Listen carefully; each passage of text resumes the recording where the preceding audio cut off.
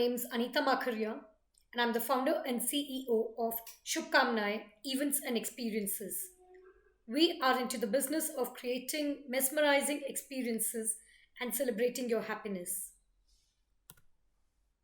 We are a team of young enthusiasts who believe that every event is supposed to be a mesmerizing experience for our clients. And how do we achieve this? By blending innovations with traditions as well as combining style with elegance. We cater to three verticals of event management, that is social events, which includes weddings, destination weddings, theme stories, and it includes milestone celebrations. We do corporate events, which include team building activities, product launches, etc., and BTL activations. With our office being in Bangalore, Hyderabad, Pune, and Chennai, we cater to pan India requirements. And yes, we look forward to doing a lot of destination weddings across the globe. Since most of you here are budding event planners or entrepreneurs into the event management field, I would like to just share a piece of my interest towards events or what brought me into events to all of you.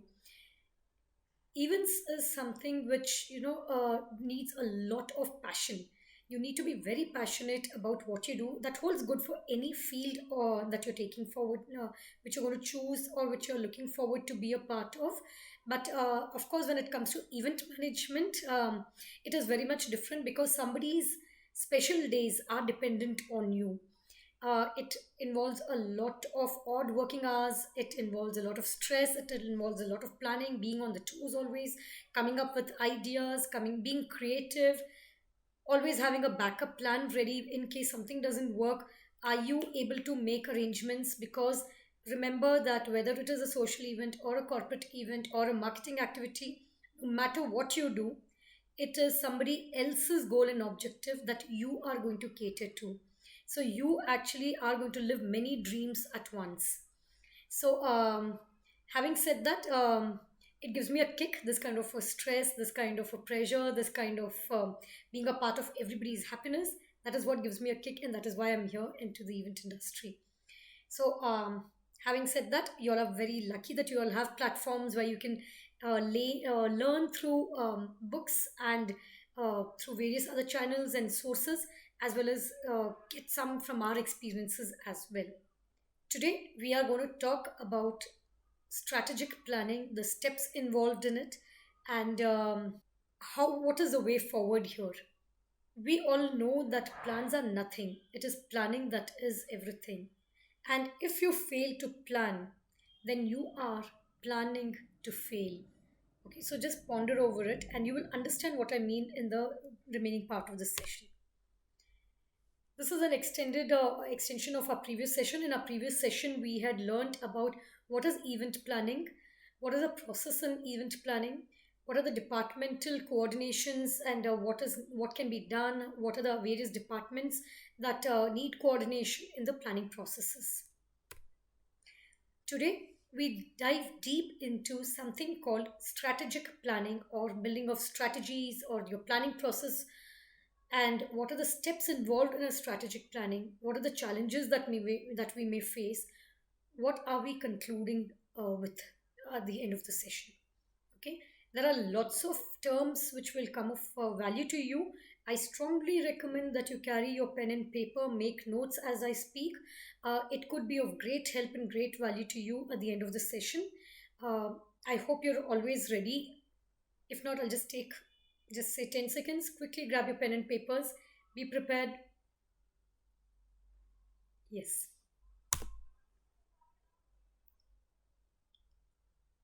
Would you actually get into a car if you don't know where you're going? How much sense does it make? Yes, at times we do have plans wherein, we just make random plans with our friends, or we just want to go out somewhere, we just take the car. But somewhere at the back of the mind, you know that you want to go to a restaurant or you want to go for a long drive, or whether you want to go to a friend's house or to a relative's place, or you want to just hang around somewhere. So why get into a car when you don't know where you're going? You have to take the car to the place where you want to go. This is what actually is event planning process or strategic planning all about. Your goals can be reached only through a vehicle of a plan in which we must believe and upon which we must vigorously act, as there is no shortcut to success. So, in case you want to be successful in your events, you must be having a very strong planning process in place. You should ensure that you are actually understanding the goals and objectives. You know what your creatives are supposed to be. You're planning and you're coordinating, and you're designing in such a manner that finally the end objective is attainable. So we are talking about strategic planning. What is a strategy? Yes, a strategy is a plan of action to achieve an objective that is usually major, comprehensive, and long term. Here, all the members of the organization will work together to make the change, to actually first come up with a design or make the desired changes to get the goals of the organization, to achieve the goals of the organization. Okay, so basically strategy is a plan to achieve what you want to, and strategy generally is a longer word. Okay, it is for a long term goal and objective. It could include your mission statements, your vision statements, it addresses your critical business issues. What are your critical success factors? What are you good at? It involves your SWOT analysis, the SWOT analysis as we term it. These words may sound very new to you, but it's okay. This is something which is very important. So please do listen carefully and make notes. In case even after this session you still have doubts, you can always connect back with me. My email ID will be shared at the end of the session. It's anithamakaria@gmail.com. I'll be sharing it at the end of the session with all of you as well. So, here we dive into strategic planning. See, as I told you, that the end objective of any organization is to achieve some goals. So, the management activity that gives an organization the best chance to achieve their goals and objectives is known as strategic planning. So, where are we standing now? Where do you want to go? This gap between where you are and where you want to go, or what you want to be, or what you want to deliver, this process or this gap is filled by something called strategic planning. That is, how are we going to get from here to there? Okay, so in any situation, the basic purpose of strategic planning is where do you want to go and how are you going to go there. That is the basic explanation for strategic planning. Now, there are various frameworks and methodologies which are involved in strategic planning and management.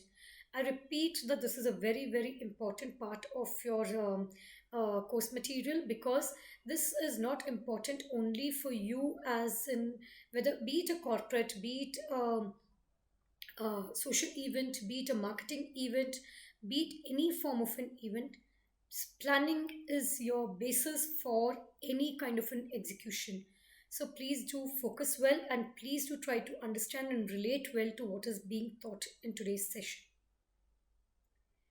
As I was saying, that frameworks and methodologies for strategic planning and management could be of various forms in various organizations, and as no two events are like one, similarly, based on what your organizational goals are or what you want to achieve, you may have your own frameworks.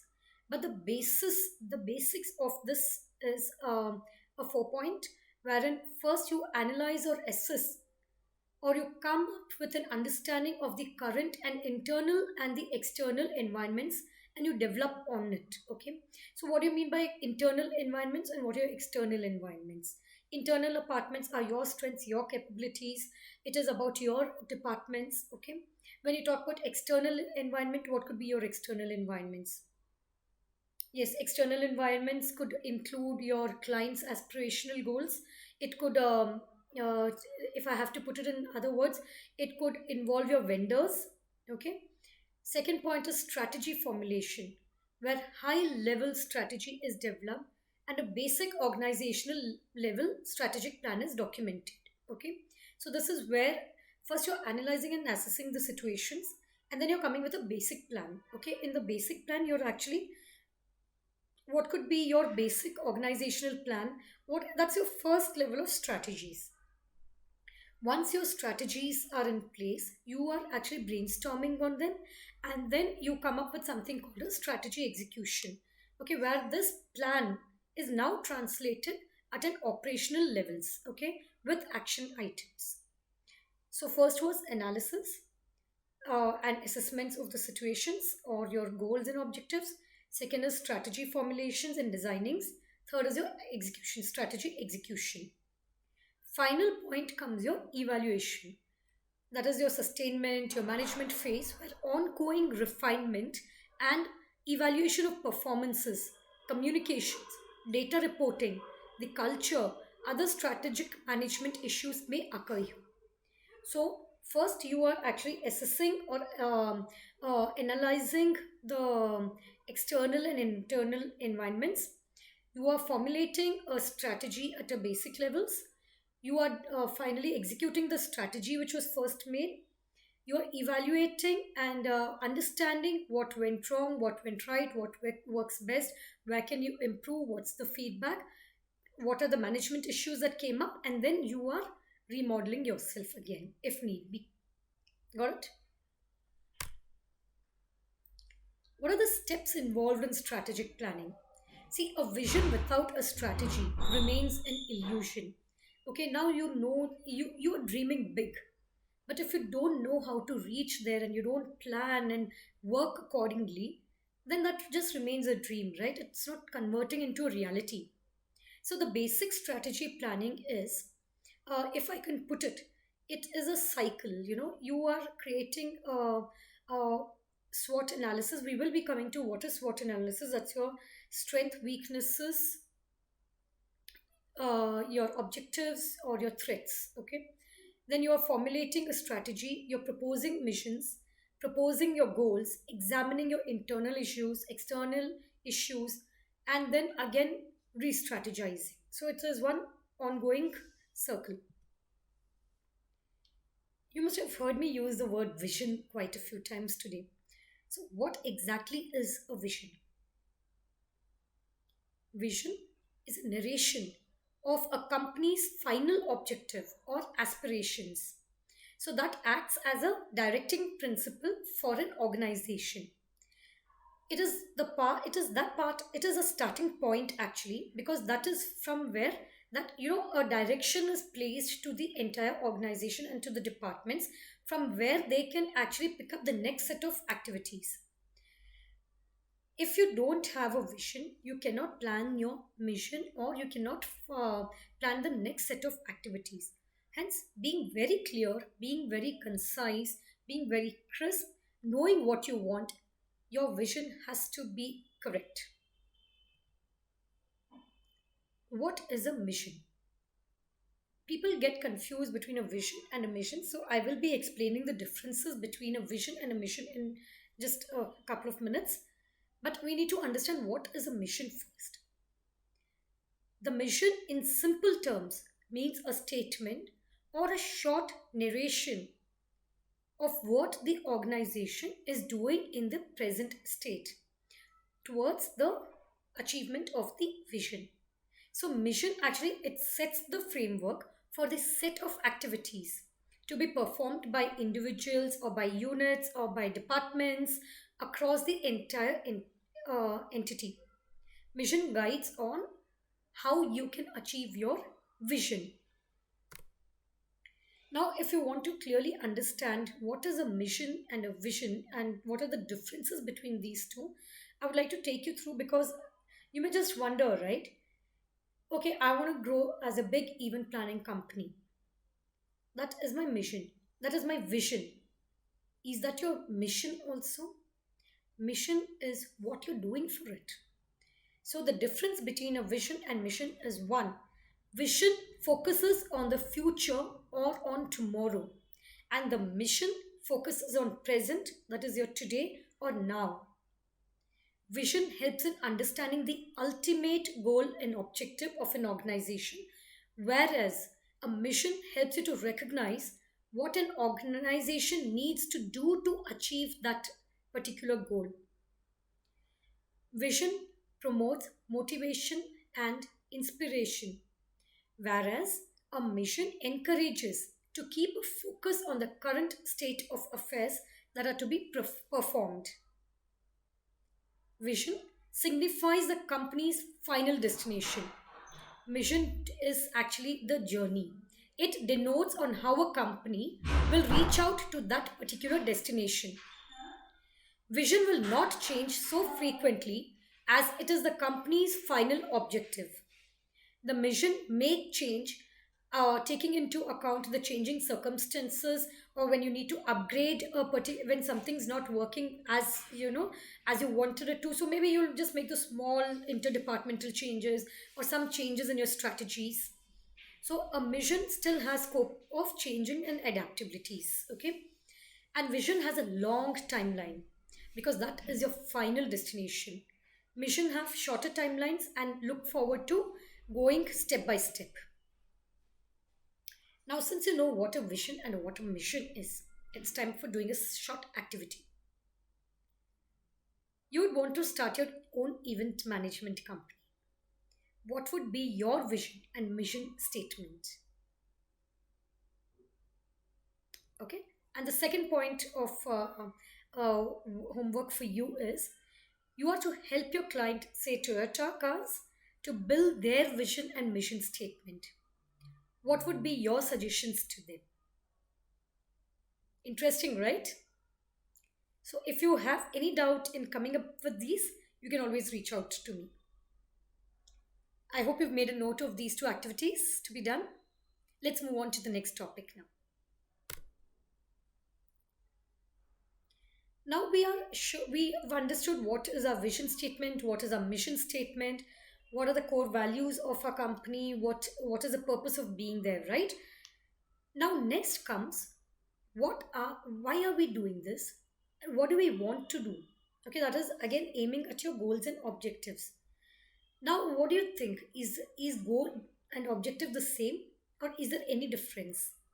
A goal is a broad primary desired outcome. An objective is something which is measurable step to take to achieve a strategy that can get you to that goal. So like how you have a vision and a mission, you have a goal and an objective. I hope that is clear. So if you look at this particular picture, the vision and missions are very clearly set. Next, you have to decide what are your goals. Okay. Now I want to become a big event management company. That is my vision. My mission is I'm going to get today, I'm here and I'm going to get there and I'm going to do this to get there. For this current year, for this current financial year, my goals are to be a 50 crore company. Okay. What am I doing about it? I am going to set smaller objectives. As a department, we need to work on this. My sales team has to work. My marketing team has to work together. My executions have to be very good so that, I get referrals over referrals and I get events over events so that that measurable quantity of that objective that I have, I can reach there, strategize in such a manner that it gets me to my goal there.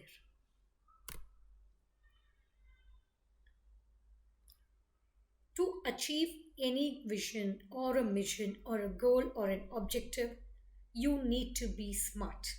Okay?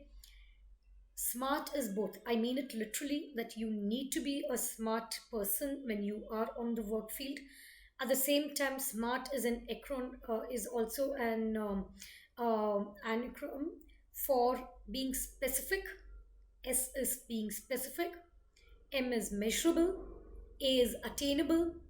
R is relevant, T is timely.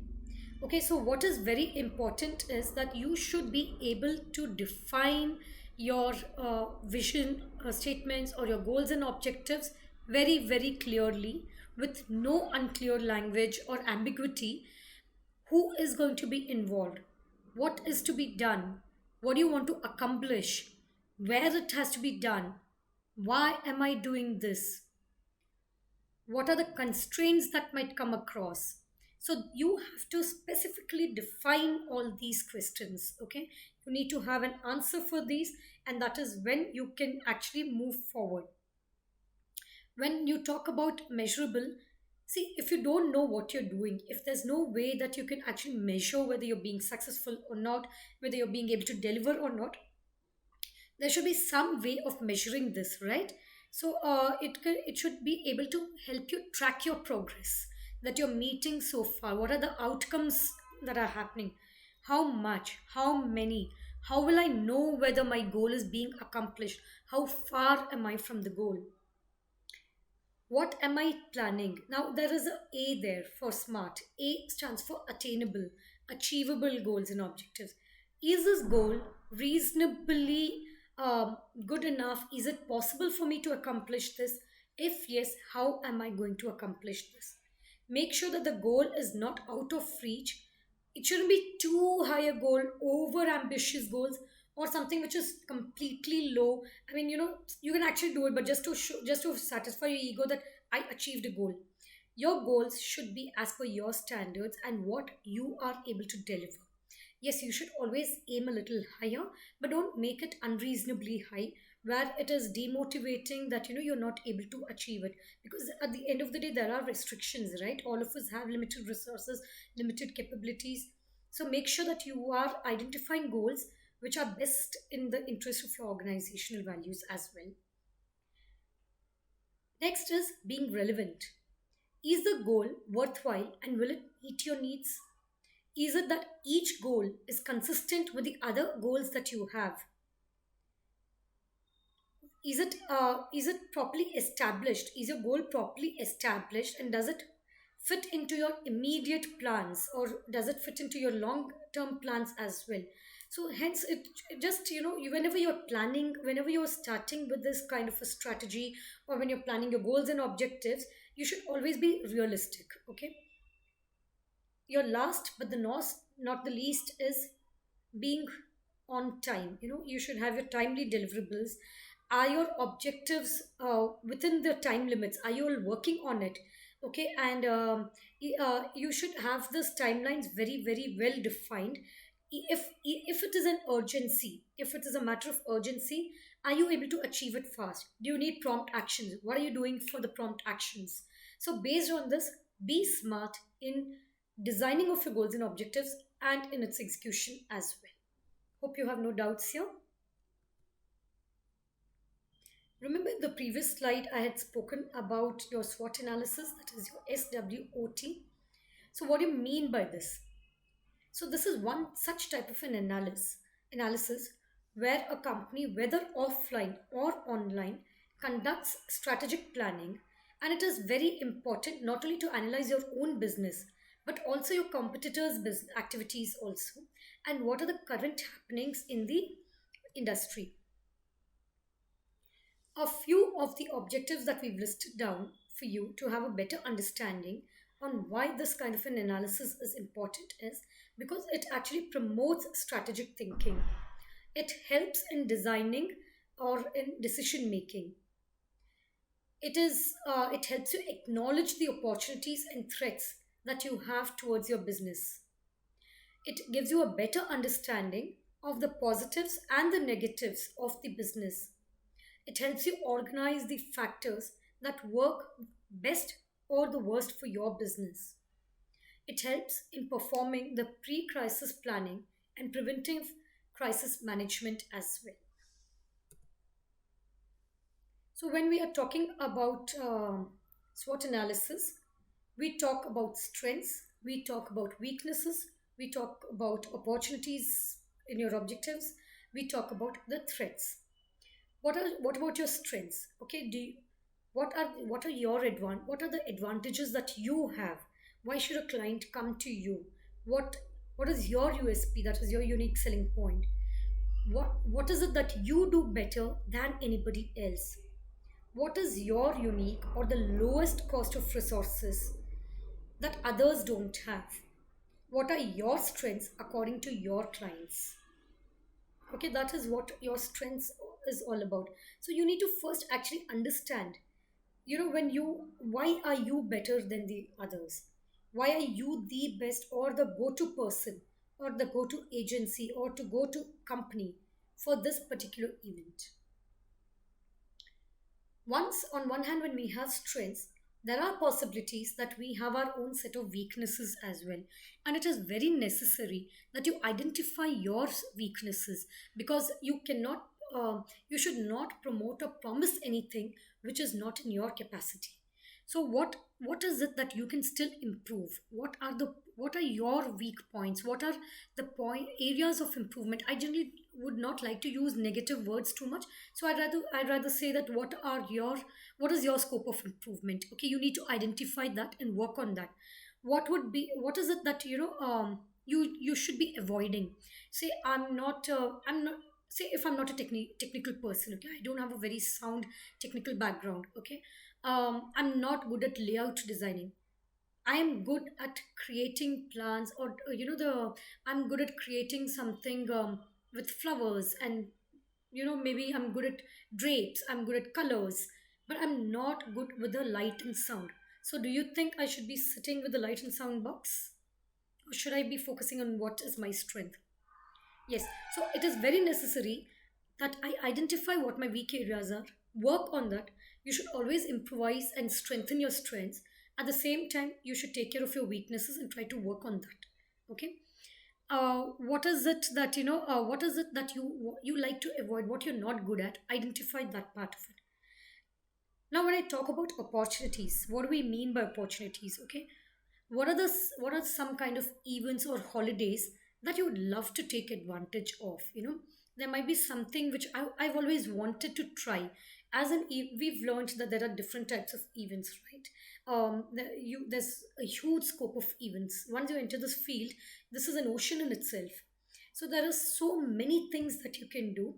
You might have started with a couple of things. Now, what are the other opportunities that you can grasp? What according to your strengths? Okay, what are the interesting trends that you are aware of? What are the opportunities for collaborations? What are some of the brands that align well with your organizational values? Okay, so you need to identify what are the other opportunities, because once you identify the other opportunities, there is more scope for you to grow. Next comes your threats. Are there many changes in technology? Is it threatening your position? Like how I said, I'm not a technical person, so that there somewhere there's a threat, right? If there is some kind of an event where we need to be technically very sound, then that becomes a threat to me, because a competitor may get an edge over me. So what am I going to do about this? Of course, I'm going to upskill myself. Of course, I'm going to get a very strong back-end support team who's going to work strongly on it. So, that is one threat I will take care of immediately. Do you have money problems? Are you financially, is your organization financially very sound to invest more, get the required resources? Are you in a position to grow bigger by your own investments? Who is your competition? What are your weakness? Are your weaknesses threatening your bit of existence already? Okay, see, it is always nice to be honest and to accept. Okay, so one area that I always insist, rather I'll make it two areas that I would always insist on a person to work out or to watch out on is: what are the weaknesses, what are your threats? You know what your strengths are, you know how to grasp your opportunities. If you're only looking at these two but you're forgetting to work on your weaknesses and work on your threats, then no matter how much you're going to work forward, there is a scope that you'll get pulled back. Hence, when you are planning, when you are sitting with your teams, when you're in the planning process, you need to make sure that you have this analysis very well in place. As I said, this becomes self explanatory, right? What are the advantages of this SWOT analysis? It helps the organization to analyze whether or not the defined objective is achievable. It helps in decision making to have a proper vision, and the process becomes more practical with efficient results. It helps in deciding the major organizational priorities.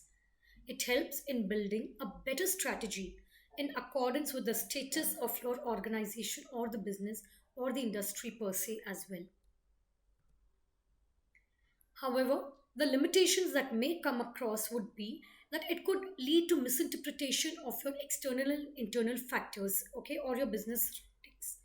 For example, focusing on only a single strength, like, you want to cost, let's reduce the cost. Our forte is that we give the best pricing. So, you'll want to go in for cost reduction. But while you're doing this, are you actually making the quality go down? Is your product quality suffering because of that? So it becomes very important that you actually consider all the factors. Hence, SWOT is performed to define the goals and objectives, okay? And misuse may lead to distraction from the actual barriers.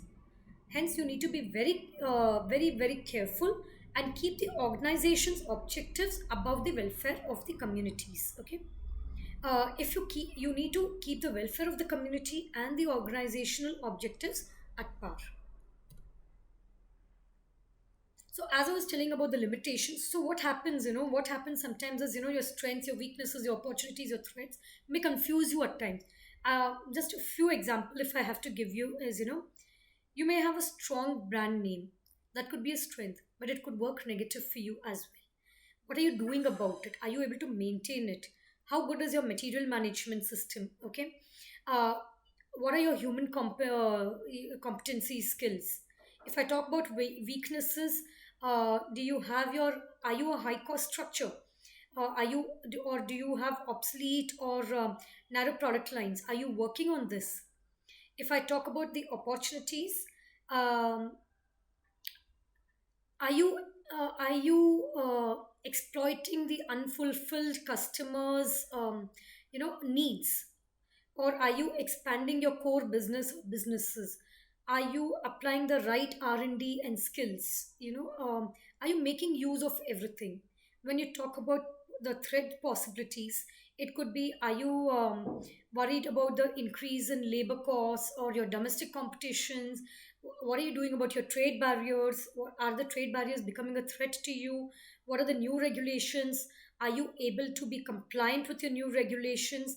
What are the changes in consumer tastes, in their behaviors?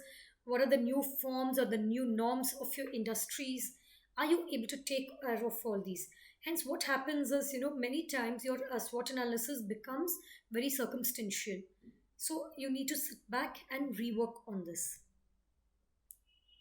I would like to just conclude by saying that, SWOT analysis is very important because it comes up with huge insights of your own business, of your own teams. You get to know of your strengths and weaknesses, okay? And that is when you, as a management industry or a business, it can help you increase your efficiencies and your organizational effectiveness. Hence, you need to actually be very careful in this analysis and make a report accordingly and work on that particular report. Activity time. You are to launch a new cell phone in the market. Please make a SWOT analysis report on this. What are the challenges that as an organization you may face? We had spoken about SWOT analysis, we had spoken about being smart. So now, when you have to launch a new product in the market, what is it that you will suggest best to the client? Just try to work on this. In case you have any doubts, you can always reach out to me. You can write to me at anitamarkaria@gmail.com. Thank you so very much for listening so patiently, and I hope this has added value to you all. Thank you so very much, and Shubkamne for all the days to come.